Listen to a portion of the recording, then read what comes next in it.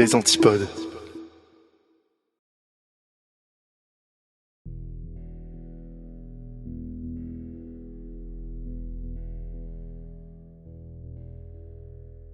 Maudite insomnie. L'heure projetée sur le mur par mon réveil indique 2h36 et j'ai les yeux grands ouverts. Plus de 2 heures déjà que le sommeil me fuit. La pluie a cessé de frapper les volets de l'unique fenêtre du studio et le silence qui y succède a ouvert la voie à un flot ininterrompu de pensées. Après un énième soupir, j'abandonne l'idée de dormir. Sans prendre la peine d'allumer la lumière, je me déplace lentement du lit au bureau. Installé en tailleur sur mon fauteuil en cuir vieillissant, je cherche à tâtons le bouton de mise en marche de l'ordinateur. Le trouve, le presse. Le souffle léger du ventilateur de la tour vient rompre le silence. Et bientôt, la lueur de l'écran éclaire faiblement les abords du bureau. En plus du clavier et de la souris, s'y trouve un coquillage reconverti en cendrier déjà bien rempli. Tel un tonneau des Danaïdes inversées, j'ai toujours l'impression qu'il est impossible à vider complètement. À côté du cendrier, un paquet de cigarettes à demi ouvert. Je l'inspecte machinalement, bien que je me souvienne avoir fumé la dernière cigarette il y a quelques heures à peine.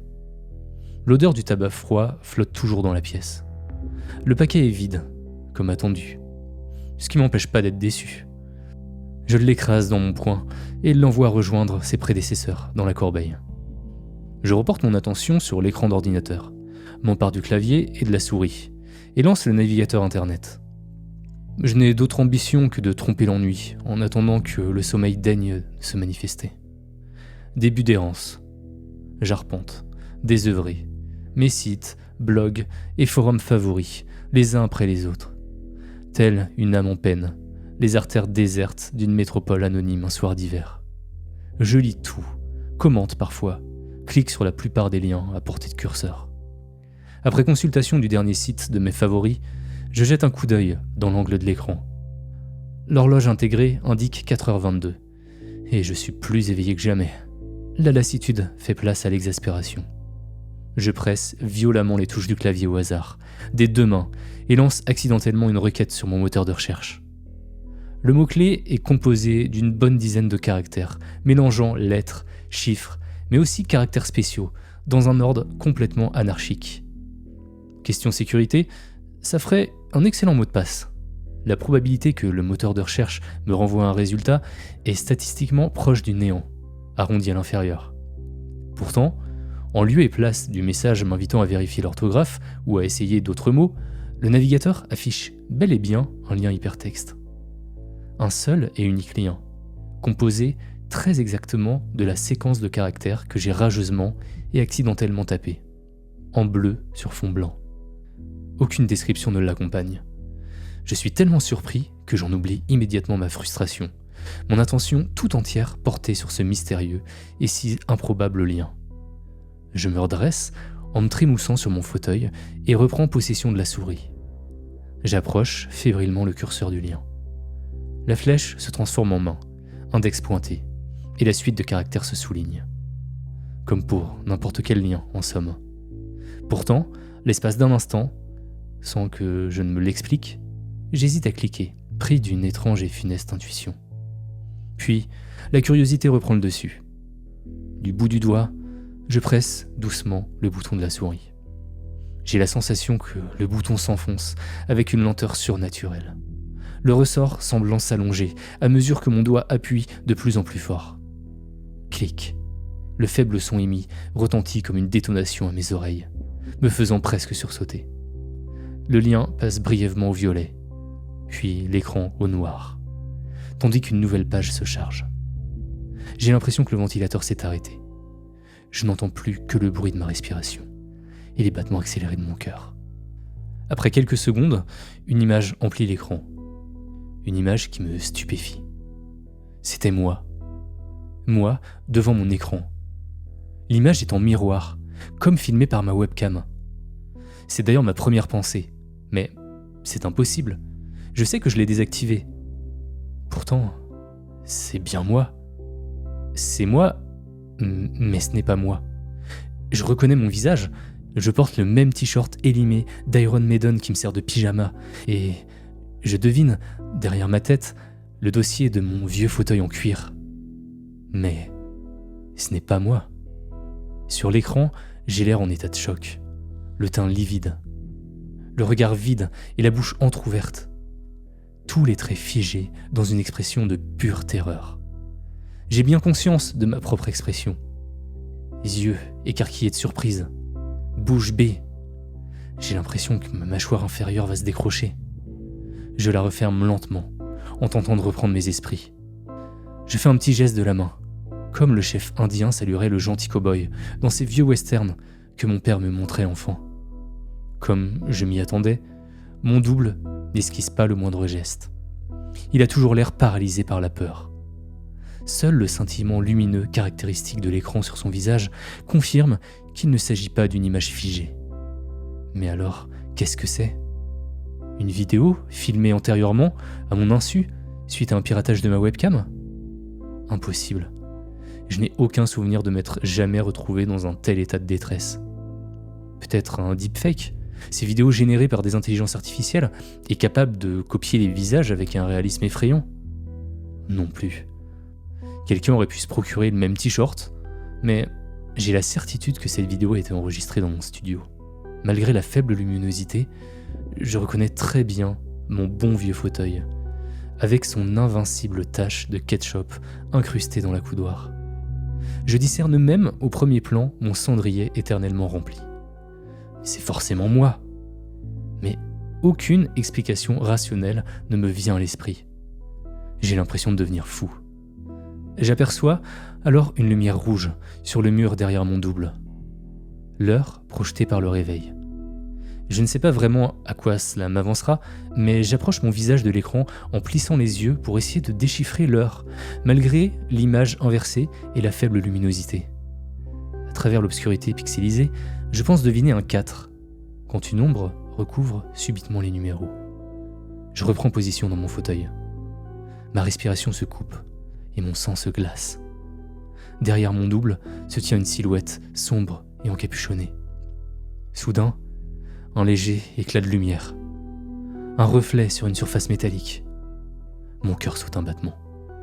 Dans une main de l'inconnu, aux doigts difformes et bizarrement allongés, une immense lame de rasoir est apparue.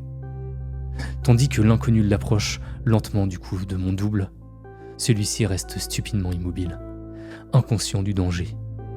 Je voudrais crier pour le prévenir, mais j'arrive à peine à respirer.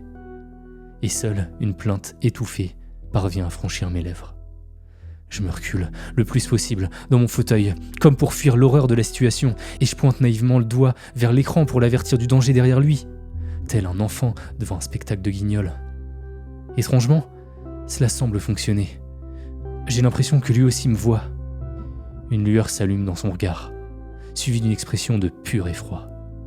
À cet instant, j'ai la certitude qu'il a compris. Trop tard.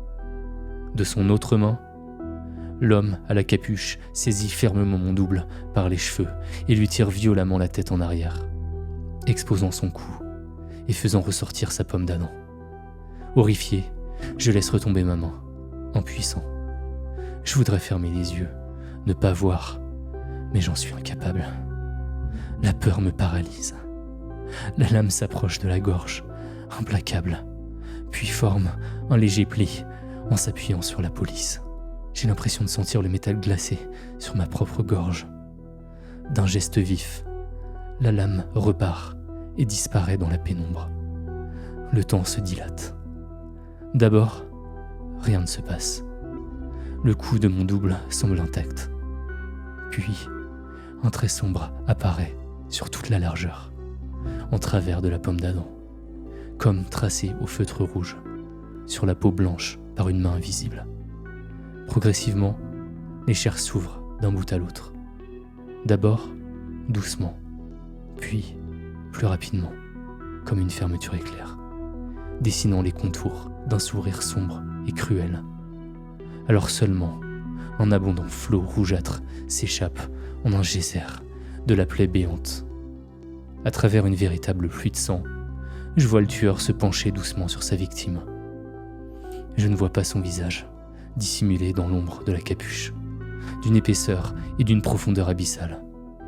Mais l'aura qu'il dégage est si maléfique que j'y devine sans peine une expression d'extase et de délectation. Petit à petit, le flux de sang se tarit. Et ce n'est plus que par brefs jets spasmodiques qu'il s'échappe du corps désormais sans vie. De mon corps désormais sans vie. Face à l'horreur, ma raison vacille. Le tueur redresse la tête. La lumière est comme absorbée par les ténèbres insondables qui règnent sous la capuche. Pourtant, à travers cette infinie noirceur, je sens son regard se planter dans le mien, s'enfoncer comme des poignards dans mes yeux. Cela semble impossible, mais je le sens. À travers l'écran en cristaux liquides, il me voit, il me sourit, il se délecte de ma peur, il s'en nourrit. Cette peur qui contamine tout mon être et menace de m'engloutir.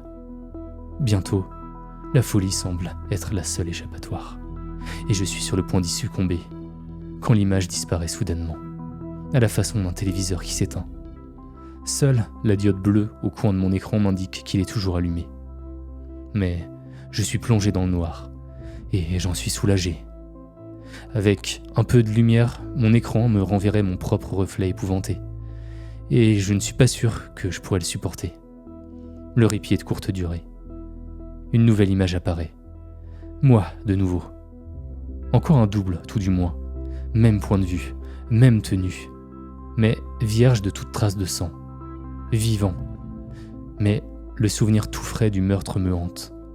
Et il semble plus proche et réel que ce que j'ai devant les yeux. Le sang est comme imprimé sur ma rétine. Et c'est à travers un filtre rouge que je devine l'air ahuri de mon double. J'ai peur de me voir de nouveau mourir, d'être condamné à assister indéfiniment à ma propre mort. Et cette seule pensée menace à nouveau de me rendre fou. Je sais que je ne pourrais supporter une nouvelle fois un tel spectacle. Mais cette fois, aucune silhouette ne surgit de la pénombre derrière mon double. À travers le filtre sanglant du traumatisme, je le vois quitter son air ahuri et s'approcher de l'écran en plissant les yeux. Il semble regarder quelque chose. Soudain, il se recule dans le fauteuil. Son expression change. Il est comme tétanisé. Puis, il s'enfonce encore plus profondément dans le dossier et, horrifié, pointe un doigt vers moi, comme un enfant à un spectacle de Guignol. Comme un enfant à un spectacle de Guignol ? Un frisson glacé me parcourt. Je comprends, trop tard. Tandis que tous mes poils se hérissent, je sens des doigts difformes me saisir fermement par les cheveux et me tirer la tête en arrière. Même de près, les ténèbres sous la capuche sont d'une profondeur surnaturelle, comme un aperçu de l'infini. Mais ma terreur est si grande qu'elle pourrait remplir ce vide. Le contact de l'acier est moins froid que je ne l'imaginais. La douleur qui suit, elle est vive et brûlante, mais brève. Mes yeux s'écarquillent, menaçant de surgir de leurs orbites, et je suffoque, comme un poisson hors de l'eau. Un liquide chaud et poisseux imprégnant mon t-shirt et le collant contre ma poitrine.